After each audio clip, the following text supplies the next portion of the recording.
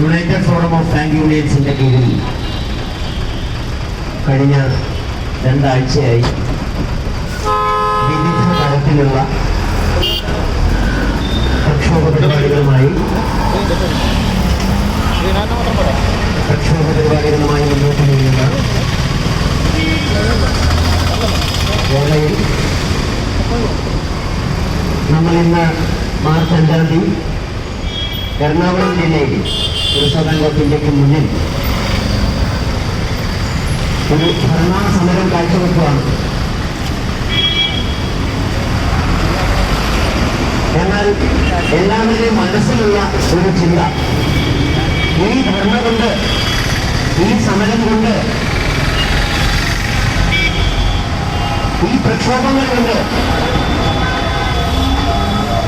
ഈ ഒരു സ്വകാര്യവൽക്കരണ നയത്തെ നിലപാടിനെ കൊടുക്കാൻ പറ്റുമോ എന്നുള്ള ഒരു വലിയ സംശയത്തോടു കൂടിയിട്ടാണ് നമ്മളെല്ലാവരും ഈ രാജ്യത്തുടനീളം കേരളത്തിലെ സഖാക്കളുടെ മനസ്സിലുള്ളതിനേക്കാളും വലിയ സംശയങ്ങളാണ് ഇന്ത്യയിൽ ഒട്ടുക്കുമുള്ള മറ്റ് ബാങ്ക് ജീവനക്കാരുടെ മനസ്സിലുള്ളത്. ഇത് തടയാൻ പറ്റുമോ എന്നുള്ളത്. ഈ ഒരു സംശയത്തോടുകൂടി നമ്മൾ ഈ സമരത്തെ അഭിമുഖീകരിക്കുമ്പോൾ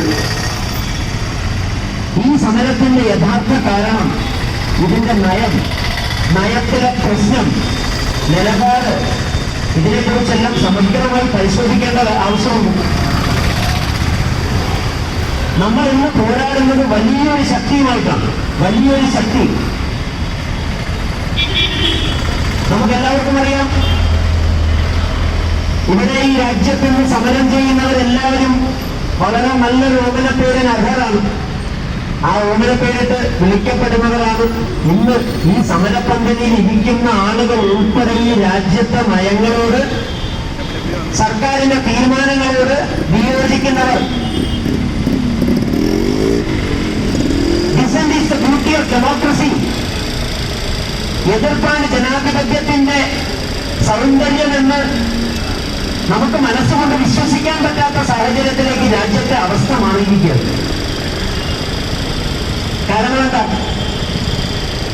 രാജ്യത്തിന്റെ പരമോന്നതമായ നിയമനിർമ്മാണ സഭയിൽ നിന്നുകൊണ്ട് ഈ രാജ്യത്തെ ഭരിക്കുന്ന കേന്ദ്ര സർക്കാരിന്റെ നയങ്ങളെ എതിർക്കുന്നവർക്ക് വളരെ മനോഹരമായ പേരുകൾ നൽകിയിട്ടുണ്ട് നമ്മുടെ ബഹുമാനപ്പെട്ട പ്രധാനമന്ത്രി.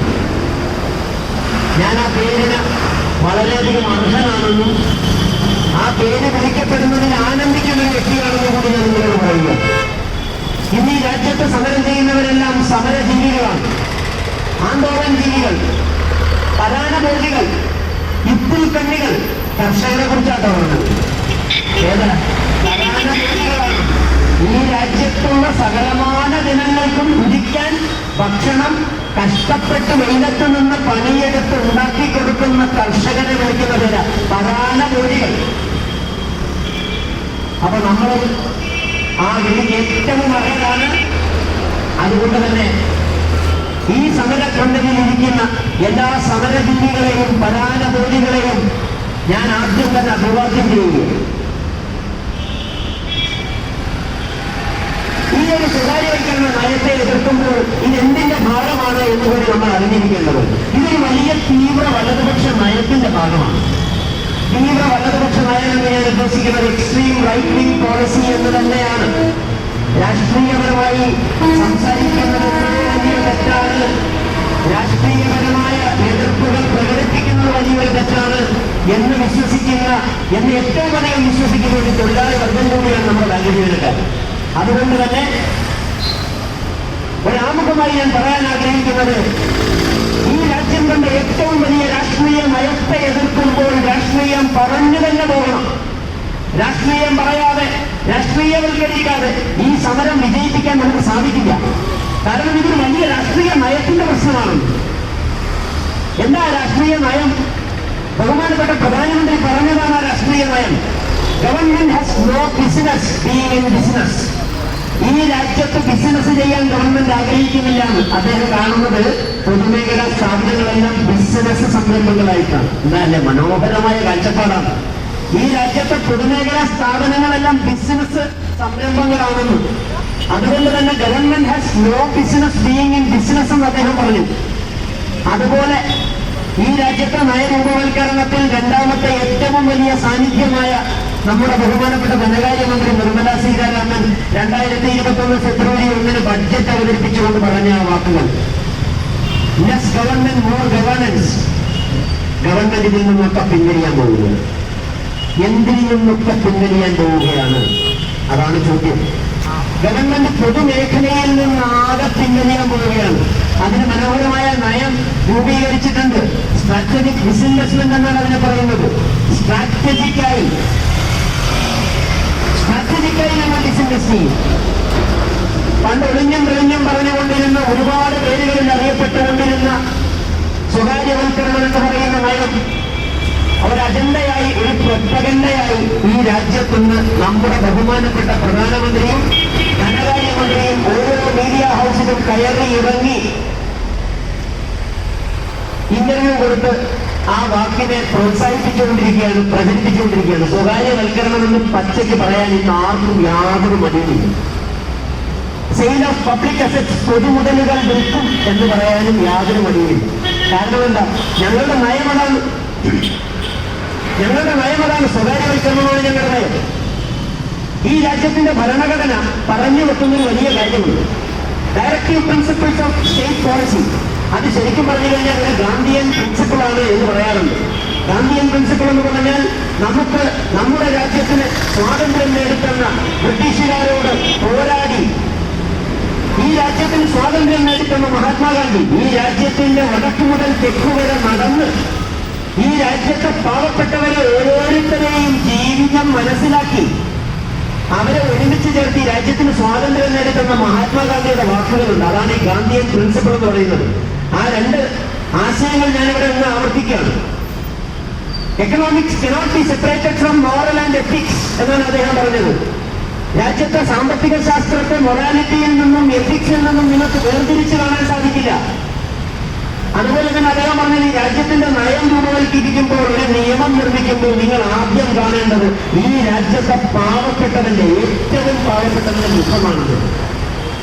ആ മനോഹരമായ ആശയത്തെ അടിസ്ഥാനപ്പെടുത്തിയാണ് രാജ്യത്തിന്റെ ഭരണഘടനയിൽ ആർട്ടിക്കിൾ 36 അനുച്ഛേദം 36 മുതൽ 51 വരെ directive principles of state policy എന്ന് എഴുതി ചേർത്തിരിക്കുന്നത്. എന്താ directive principles of state policy? ചുരുക്കം വാക്കുകളിൽ പറഞ്ഞാൽ, ക്രിക്കറ്റ് കളി നമുക്ക് എല്ലാവർക്കും ഇഷ്ടമുള്ള കളിയാണ്. ആ ക്രിക്കറ്റിൽ ഒരു ഗ്രൗണ്ടിൽ നിന്നുകൊണ്ട് 10-22 പേരെ കളിക്കുന്നു. ഒരു പിച്ചുണ്ടാകും. അതിൽ ബാറ്റ് ചെയ്യുന്ന ടീം ആ പിച്ചിന്റെ രണ്ടറ്റത്തെ ക്രീസിനുള്ളിൽ നിന്നുകൊണ്ട് ബാറ്റ് ചെയ്യണം. ഇതാണ് നിയമം. ക്രിക്കറ്റിന്റെ അടിസ്ഥാന നിയമമാണ്. പന്ത് വരുന്നത് അടിച്ചു വെറുപ്പിക്കുക. ഇതാണ് കളിയുടെ നിയമം. ഇങ്ങനെ രാജ്യത്തെ നിയമനിർമ്മാണം നടത്തുമ്പോൾ നിങ്ങൾ എവിടെ നിൽക്കണം, അതിന്റെ മാർഗരേഖ എന്താകണം എന്നുള്ളതിന്റെ ഒരു വലിയ ബ്രോഡ് ഔട്ട്ലൈൻ, വളരെ വിശാലമായ കാഴ്ചപ്പാടാണ് പറയുന്നത്. വിശാലമായ കാഴ്ചപ്പാടാണ് ഡയറക്റ്റീവ് പ്രിൻസിപ്പിൾസ് ഓഫ് സ്റ്റേറ്റ് പോളിസിയിൽ പറയുന്നത്. ആ വിശാലമായ കാഴ്ചപ്പാട് എന്താ?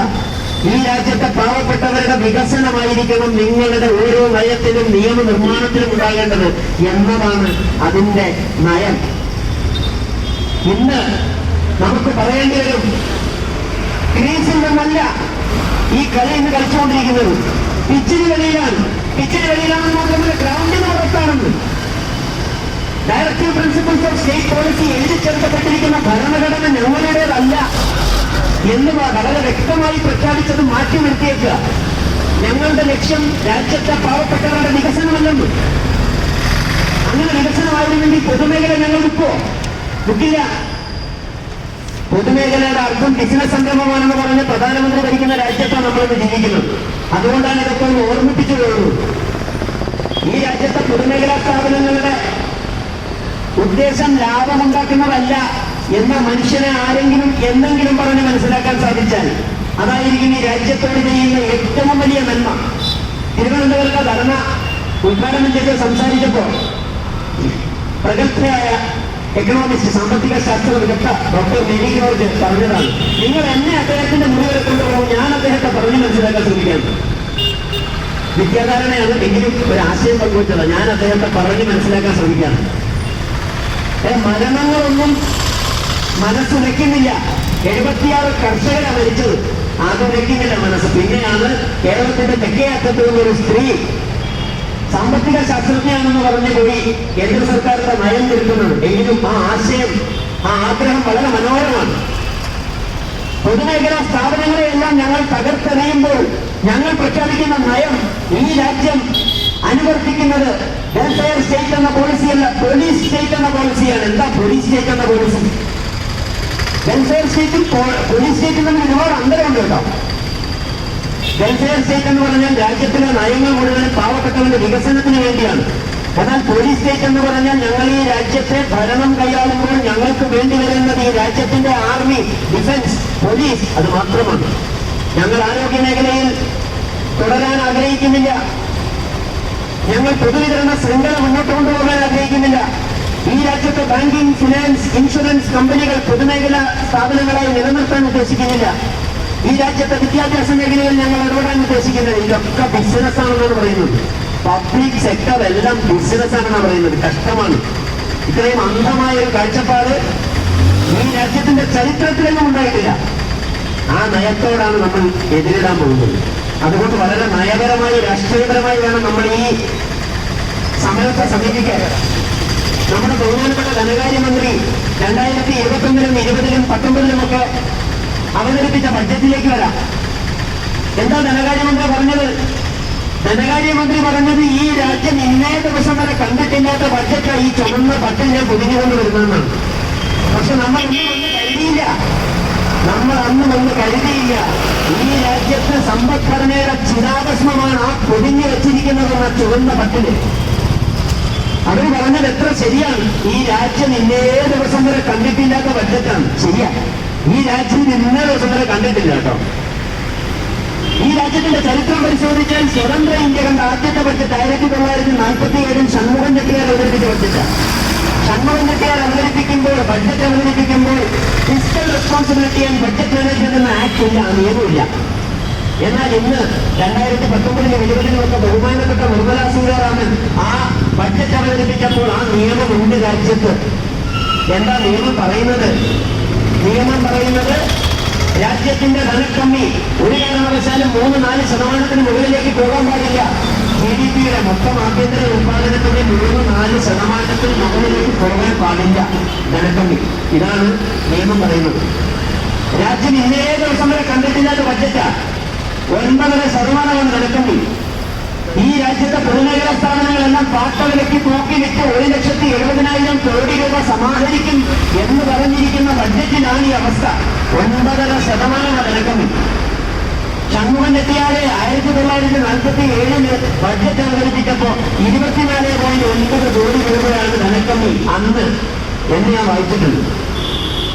ഈ രാജ്യം ഭരിച്ചു നശിപ്പിച്ച, സൂര്യനസ്തമിക്കാത്ത സാമ്രാജ്യം, ബ്രിട്ടീഷുകാരുടെ സാമ്രാജ്യം ഈ രാജ്യത്തെ നശിപ്പിച്ച് ഈ രാജ്യത്തിന്റെ റിസോഴ്സസ് എല്ലാം കൊണ്ട് പടിയിറങ്ങിപ്പോയപ്പോ ഈ രാജ്യത്തെ 75% ആളുകളും ഒരു ദിവസം ഭക്ഷണം കഴിക്കാത്തവരായി നിലനിന്നപ്പോ, ഈ രാജ്യത്തിന് ഡിഫൻസ് സംവിധാനങ്ങൾ ഇല്ലായിരുന്നപ്പോ, നല്ല സ്ട്രോങ് ആർമി ഇല്ലായിരുന്നപ്പോ, ഈ രാജ്യത്തിന്റെ അതിരുകളെല്ലാം ചേരുന്ന അവസ്ഥയിലായിരുന്നപ്പോ അന്ന് 40%-ത്തിലധികം തുക ഡിഫൻസ് സെക്ടറിന് വേണ്ടി മാറ്റിവെച്ച് അവതരിപ്പിച്ച ആ ബഡ്ജറ്റിലാണ് അന്നത്തെ GDP 2 ലക്ഷം കോടി ആയിരുന്നപ്പോ, അന്നത്തെ GDP 2 ലക്ഷം, വെറും 2 ലക്ഷം കോടി ആയിരുന്നപ്പോ വെറും 24.9 കോടി രൂപ ധനക്കമ്മി വെച്ച് ആ ബഡ്ജറ്റ് അവതരിപ്പിച്ചു.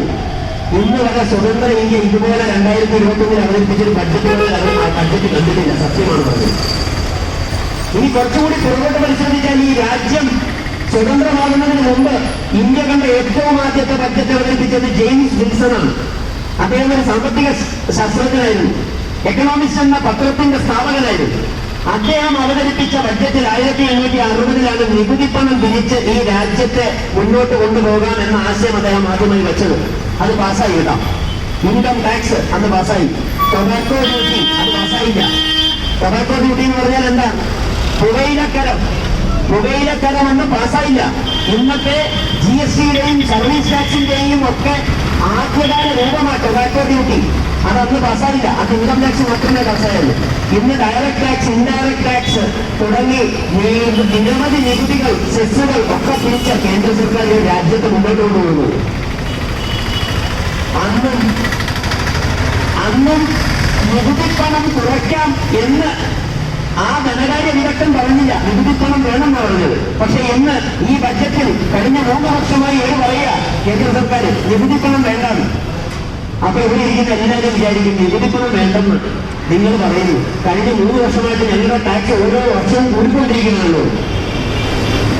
നികുതിപ്പണം വേണ്ടെന്ന് തെറ്റിദ്ധരിക്കണ്ട. നികുതിപ്പണം നിങ്ങൾ വേണ്ടെന്നല്ല അയാൾ പറഞ്ഞത്. കോർപ്പറേറ്റിന്റെ നികുതിപ്പണം വേണ്ടെന്നാണ് പറഞ്ഞത്. എത്ര ശതമാനം കോർപ്പറേറ്റ് നികുതിയെ കഴിഞ്ഞ 2 വർഷത്തിനുള്ളിൽ കുറച്ചെന്നറിയാമോ? 15%. ഈ രാജ്യത്ത് ഇന്ന് കിട്ടുന്ന വരുമാനത്തിൽ 1,45,000 കോടി രൂപ വേണ്ട എന്ന് വെച്ച് കുറച്ചു കൊടുക്കുക കോർപ്പറേറ്റ് ടാക്സ്. എന്തിനാ?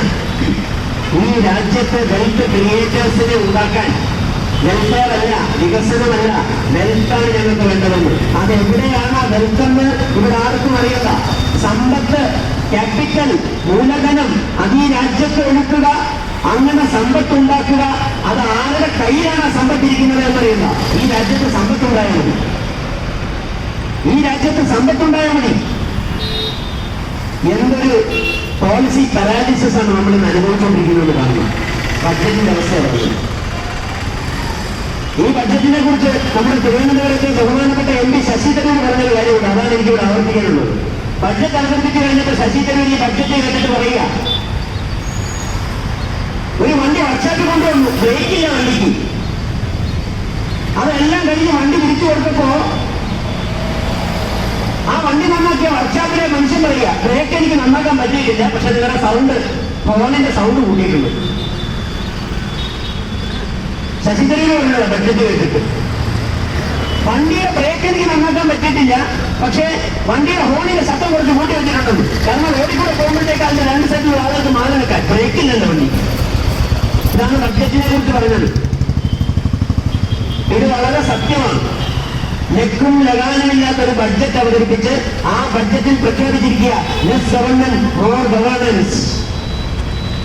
മോർ ഗവേണൻസ് എന്ന് പറയുമ്പോൾ ഞങ്ങൾ കേന്ദ്ര സർക്കാർ പൊതുമേഖലാ സ്ഥാപനങ്ങളിൽ നിന്നെല്ലാം പുറത്തു വരും, എന്നിട്ട് ഞങ്ങൾ പുറത്തിരുന്നിതങ്ങ് ഭരിച്ച് റെഡിയാക്കുന്ന പറയുന്നത്. ഭരിച്ചതിന്റെ ഗുണം കൂടെ കേൾക്കണം കേട്ടോ. ഭരിച്ചതിന്റെ ഗുണം കൂടി നിങ്ങൾ മനസ്സിലാക്കണം. പൊതുമേഖലാ ബാങ്കുകളെ കുറിച്ചാണ് പറയുന്നത്. ഭരിക്കുന്നതിന്റെ ഗുണമാണ്. ഒരു ബാങ്ക് മുന്നോട്ട് കൊണ്ടുപോകേണ്ടത് എന്തിനാണ്? അതിന്റെ ബോർഡ് ഓഫ് ഡയറക്ടേഴ്സാണ്. ഈ ബോർഡിലുള്ള ഡയറക്ടേഴ്സിനെ ഈ രാജ്യത്തെ കേന്ദ്ര സർക്കാർ ഭരണ സംവിധാനമല്ല അപ്പോയിന്റ് ചെയ്യേണ്ടതെന്ന് പറഞ്ഞ് ഇൻഡിപെൻഡന്റ് ആയിട്ട് അപ്പോയിന്റ് ചെയ്യാൻ വേണ്ടി ബാങ്ക് ബോർഡ് ബ്യൂറോ ഉണ്ടാക്കി 2016. ഈ ബാങ്ക് ബോർഡ് ബ്യൂറോ ഉണ്ടാക്കി. ഈ ബാങ്ക് ബോർഡ് ബ്യൂറോയുടെ DFSന്റെ സെക്രട്ടറി എക്സ് ഒഫീഷ്യോ മെമ്പറാണ്. ഈ ബോർഡ് കൂടി IOBയുടെ MD തെരഞ്ഞെടുത്തു ചെയ്യും. IOBയുടെ MD തെരഞ്ഞെടുത്തിട്ട് PMO ഓഫീസിൽ പോയപ്പോ അവർ പറയുക, ഇയാളെ ഞങ്ങൾ MD ആയിട്ട് വെക്കാൻ ഉദ്ദേശിക്കുന്നതിനാണ്. Bank board bureau board of ഡയറക്ടേഴ്സിനെ രാഷ്ട്രീയ ഇടപെടലുകളില്ലാതെ നിയമിക്കാൻ വേണ്ടി നിയമനിർമ്മാണം നടത്തി ഉണ്ടാക്കിയ ബാങ്ക് ബോർഡ് ബ്യൂറോയുടെ സജഷനായിരുന്നു IOBയുടെ MD ജെയിൻ ആകണമെന്ന്. അത് അംഗീകരിച്ചില്ല. ഗവർണൻസ് ആണ്, ഗവർണൻസിന്റെ ഗുണം. ബാങ്ക് ഓഫ് ബറോഡ, ഇവിടെ ബാങ്ക് ഓഫ് ബറോഡയിൽ വരുന്ന സഹാക്കളൊന്നും അറിയില്ല. ബാങ്ക് ഓഫ് ബറോഡയിലെ സഹാക്കൾ ഉണ്ടെങ്കിൽ മനസ്സിലാവും, അറിയാൻ പറ്റും. ജയകുമാർ എന്ന ഒരു മലയാളിയായിരുന്നു ബാങ്ക് ഓഫ് ബറോഡയുടെ MD. അദ്ദേഹം പടിയിറങ്ങി പോയിട്ട് 100 ദിവസം ആ ബാങ്കിലെ ഒരു MDയെ അപ്പോയിന്റ് ചെയ്യാൻ ഈ രാജ്യത്തെ കേന്ദ്ര സർക്കാരിന് കഴിഞ്ഞിട്ടില്ല. ആന്ധ്ര ബാങ്ക് ഇന്നത് ഭാഗമാണ്, ജയിച്ചുപോയി. ജയിക്കാനുള്ള കാരണം എന്താണ്? 262 ദിവസം ആ കസേര ഒഴിഞ്ഞു കിടക്കുന്ന MPയുടെ കസേര. ഈ രാജ്യത്തെ പൊതുഭരണം അതിന്റെ ഗുണമാണ് പറയുന്നത്. പാക്കിരിസ്വാമി എന്ന് പറയുന്ന ഇപ്പോ അദ്ദേഹം റിട്ടയർ ചെയ്തു MD. അദ്ദേഹം 262 ദിവസങ്ങൾക്ക് ശേഷമാണ് ചാർജ് എടുത്തത്. ഒരു ബാങ്കിലെ MDയെ വെക്കാനുള്ള ബോധം പോലും ഇല്ലാത്തവരാ പറയുന്നത് ഞങ്ങൾ പുറത്തിരുന്ന് നന്നായി ഭരിച്ചോളാമെന്ന്. ഇവരുടെ കയ്യിൽ ഭരിക്കാനുള്ള ഇൻസ്ട്രുമെന്റ്സ് ഉണ്ടോ? ഇല്ല. നിയമത്തിന്റെ ലൂപ്പോളുകൾ എന്തൊക്കെയാ? YV റെഡ്ഡി എന്ന RBI ഗവർണർ പറഞ്ഞത് ഈ രാജ്യത്തെ പൊതുമേഖലാ ബാങ്കുകളുടെ ഭരണ സംവിധാനം ഒരു ഹിന്ദു യുണൈറ്റഡ് ഫാമിലിയാണെന്ന്. എന്താ ഹിന്ദു യുണൈറ്റഡ് ഫാമിലി? 3 പ്രസ്ഥാനങ്ങൾ ചേരുന്ന യുണൈറ്റ് ചെയ്ത് ഭരിക്കുന്ന ഒരു ഹിന്ദു യുണൈറ്റഡ് ഫാമിലിയാണെന്ന് പറഞ്ഞത്. ലജ്ജാവന്നല്ലേ അത്? കേന്ദ്ര സർക്കാരും റിസർവ് ബാങ്ക് ഓഫ് ഇന്ത്യയും പൊതുമേഖലാ ബാങ്കിന്റെ ബോർഡും ഈ മൂന്ന് സംഭവങ്ങളും കൂടി ഒരുമിച്ച് ചേർന്ന് ഭരിക്കുക എന്ന് പറയുന്നത്. റിസർവ് ബാങ്കിന് ഓട്ടോണമസ് ആണ് എന്ന് ഭരണഘടനയിൽ എഴുതി വെക്കുമ്പോൾ പോലും ആ റിസർവ് ബാങ്ക് ഓഫ് ഇന്ത്യയുടെ സ്വയംഭരണാവകാശം മുഴുവൻ കവർന്നെടുക്കുക. എന്തെങ്കിലും ഒരു ഗതി വന്നിട്ടുണ്ടോ രാജ്യത്ത്? റിസർവ് ബാങ്ക് ഓഫ് ഇന്ത്യക്ക് ഏതെങ്കിലും ഒരു രാജ്യത്തെ സെൻട്രൽ ബാങ്കിന് എന്തെങ്കിലും ഒരു ഗതി വന്നിട്ടുണ്ടോ? ഈ രാജ്യത്തെ പൊതുജനങ്ങളോട് വിളിച്ച് ആവർത്തിച്ച് പറയേണ്ടത് നിങ്ങളുടെ ബാങ്കിൽ നിൽക്കുന്ന നിക്ഷേപങ്ങളെല്ലാം സുരക്ഷിതമാണ്. എത്ര തവണയാണ് വിളിച്ചു പറഞ്ഞത്? 2020-21 സാമ്പത്തിക വർഷം എടുത്ത് പരിശോധിച്ച 3 തവണയാണ് റിസർവ് ബാങ്ക് ഓഫ് ഇന്ത്യയുടെ ഗവർണർ പൊതുജനങ്ങളോട് സംവദിച്ചത്. നിങ്ങളുടെ ബാങ്കിലെ നിക്ഷേപങ്ങളെല്ലാം സുരക്ഷിതമാണെന്ന്. ഇതിനു മുമ്പ് പറഞ്ഞത് 2008-ലാണ്. ICICIയുടെ ഒരു വലിയ പ്രശ്നം വന്നപ്പോ 2008 RBI ഗവർണർ ഒരു പ്രസ് സ്റ്റേറ്റ്മെന്റ് ഇറക്കി ICICIയിൽ നിന്ന് നിങ്ങൾ എല്ലാവരും പണം പിൻവലിച്ചുകൊണ്ട് പോകുന്ന ശ്രദ്ധയിൽപ്പെട്ടിട്ടുണ്ട്, അങ്ങനെ ചെയ്യരുത്, ആ ബാങ്ക് സുരക്ഷിതമാണ്. ഇന്നേ ദിവസം വരെ ഒരു പൊതുമേഖലാ ബാങ്കിനെ ഇങ്ങനെ ഒരു സ്റ്റേറ്റ്മെന്റ് ഇറക്കേണ്ടി വന്നിട്ടില്ല രാജ്യത്തെ സെൻട്രൽ ബാങ്കിന്. പരിതാപകരമായ അവസ്ഥ. 9.5% ഫിസ്ക്കൽ ഡെഫിസിറ്റ് ധനക്കമ്മിയുമായി ഒരു ബഡ്ജറ്റ് അവതരിപ്പിക്കുമ്പോഴും 1,70,70,000 കോടി രൂപയുടെ പൊതുമേഖലാ സ്ഥാപനങ്ങൾ വിറ്റ് വസൂലാക്കാതെ ഈ ധനക്കമ്മി 9.5% പോലും പിടിച്ചു നിർത്താൻ കേന്ദ്ര സർക്കാരിന് സാധിക്കുന്നില്ല. രാജ്യം പോകുന്നതിനോട്ട് ഇതൊക്കെ നമ്മൾ ജനങ്ങളോട് പറയണ്ടേ? ഇനി ഇതൊക്കെ നടത്തുന്നത് എന്തെങ്കിലുമൊക്കെ അബദ്ധം സംഭവിച്ച് നടന്നു പോകുന്നതാണ് എന്നുകൂടി നമ്മൾ മനസ്സിലാക്കണം കേട്ടോ. ഇതൊരു അബദ്ധമല്ല. കാരണം ഇതൊരു പ്ലോട്ടാണ്. എന്താ പ്ലോട്ട്? ഇത് പ്രൈവറ്റൈസേഷൻ സ്വകാര്യവൽക്കരിക്കാനുള്ള വളരെ കൃത്യമായ പാതയാണെന്ന് അമേരിക്കൻ തത്വചിന്തകൻ പറഞ്ഞിട്ടുണ്ട്. നോം ചോംസ്കി എന്ന അമേരിക്കൻ തത്വചിന്തകൻ പറഞ്ഞ ഒരു സെന്റൻസ് ഉണ്ട്. There is a standard technique of privatization. Defund. Make sure things don't work. People get angry. Give it to the private capital. ഒരിക്കൽ കൂടി നിരൂപിച്ചു പറയാം. There is a standard technique of privatization. എന്ന് പറഞ്ഞാൽ അദ്ദേഹം പറഞ്ഞത് there is a technique of privatization അല്ല കേട്ടോ, standard technique. എന്താ സ്റ്റാൻഡേർഡ് ടെക്നിക്ക്? ഒരു ടെക്നിക്ക് സ്റ്റാൻഡേർഡ് ആകണമെങ്കിൽ ഇത് പരീക്ഷിച്ച് വിജയിക്കണം. സ്വീഡൻ പോലെയുള്ള രാജ്യത്ത് പരീക്ഷിച്ച് വിജയിച്ച നല്ല മനോഹരമായ ഒരു ടെക്നിക്ക് ഉണ്ടെന്ന് പറയുന്നത്. യൂറോപ്പിലെ യുണൈറ്റഡ് കിങ്ഡത്തിൽ ഇപ്പോൾ വളരെ മനോഹരമായി അത് പരീക്ഷിച്ചുകൊണ്ടിരിക്കുക. അവരുടെ നാഷണൽ ഹെൽത്ത് സർവീസസ് എന്ന് പറയുന്ന ഗവൺമെന്റ് ആശുപത്രി സ്വകാര്യവൽക്കരിച്ചുകൊണ്ടിരിക്കുക കൊറോണയുടെ മറവിൽ. അവിടെ ഉപയോഗിച്ച ടെക്നിക്ക് ഇതാണ്, സ്റ്റാൻഡേർഡ് ടെക്നിക് ഓഫ് പ്രൈവറ്റൈസേഷൻ. എന്താണെന്ന് മനസ്സിലാക്കണ്ടേ? എന്താ സ്റ്റാൻഡേർഡ് ടെക്നിക്ക്? ഡീഫണ്ട്. എന്താ ഡീഫണ്ട്? ഡീഫണ്ട് എന്ന് പറഞ്ഞാൽ മൂലധനം ഇല്ലാതാക്കുക. അവർക്ക് പ്രവർത്തിക്കാനുള്ള മൂലധനം കൊടുക്കാതിരിക്കുക. മൂലധനം കൊടുക്കാതിരിക്കുക എന്ന് പറയുമ്പോൾ നമ്മളെല്ലാവരും വളരെയധികം ഒന്ന് ചിന്തിക്കും. ഇത്രയും കാലം ഓരോ ബഡ്ജറ്റിലും 1 ലക്ഷം കോടി 1.5 ലക്ഷം കോടിയും ഒക്കെ പറഞ്ഞ് ഈ രാജ്യത്തെ പൊതുമേഖലാ ബാങ്കുകളെ റീക്യാപിറ്റലൈസ് ചെയ്ത പാവപ്പെട്ട കേന്ദ്ര സർക്കാരിനെതിരെയാണ് നിങ്ങൾ ഈ ആരോപണം ഉന്നയിക്കുന്നത്. ഡീഫണ്ടിങ് നടത്തിയതെന്ന്. അതെ, ഇതൊരു ആരോപണമല്ല, സത്യമാണ്. ഡീഫണ്ടിങ് നടത്തിയത്. എന്താ ഡീഫണ്ടിങ്? കഴിഞ്ഞ 1969 ബാങ്ക് ദേശസാൽക്കരണത്തിന് ശേഷം ഈ രാജ്യത്തെ പൊതുമേഖലാ ബാങ്കുകൾക്കായി കേന്ദ്ര സർക്കാർ നികുതി പണം മാറ്റിവെച്ചിട്ടുണ്ടെങ്കിൽ അതിന്റെ അളവ് 4,17,000 കോടി രൂപയാണ് മൊത്തത്തിൽ. അത് ഏറ്റവും കൂടുതൽ മാറ്റിവെക്കേണ്ടത് 1970-75 കാലഘട്ടത്തിലാണ്. അതിനുശേഷം 2015 മുതൽ മുകളിലേക്ക്. എന്തുകൊണ്ട് 1970-75 ഇത്രമാത്രം പണം പൊതുമേഖലയ്ക്ക് നൽകേണ്ടി വന്നത്? കാരണം പ്രൈവറ്റ് ഹാൻഡ്സിൽ നിന്നും നമ്മളത് ഏറ്റെടുത്തിട്ടേ ഉണ്ടായിരുന്നുള്ളൂ. ക്യാപിറ്റൽ അഡിക്വസി ഇല്ലായിരുന്നു. പൊതുമേഖലയ്ക്ക് പ്രവർത്തിക്കാൻ, രാജ്യത്തെ ഗ്രാമങ്ങളിലേക്ക് പടരാൻ അവരുടെ കയ്യിൽ ക്യാപിറ്റൽ ഇല്ലായിരുന്നു. അതുകൊണ്ട് മൂലധനം കൊടുക്കേണ്ടി വന്നു എന്നതാണ് സത്യം.